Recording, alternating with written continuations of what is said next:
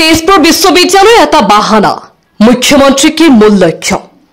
অসম বিধানসভা প্ৰতিপক্ষৰ নেতা দেৱব্ৰত শইকীয়াই প্ৰথমে ৰাজ্যপালক এক সমগ্ৰ বিষয়টোৰ তদন্ত কৰিবলৈ এটা কমিটি গঠনৰ বাবে চিঠি লিখিছিল আৰু যেতিয়া কমিটি তেজপুৰ বিশ্ববিদ্যালয় তদন্ত কৰিবলৈ আহিল তেতিয়া কমিটিৰ সদস্যসকলক চাপ দি প্ৰভাৱিত কৰিবলৈ অসমৰ পূৰ্বতন মুখ্যমন্ত্ৰী তৰুণ গগৈৰ পুত্ৰ আৰু লোকসভাত প্ৰতিপক্ষৰ উপনেতা গৌৰৱ গগৈ নিজে তাত উপস্থিত হৈছিল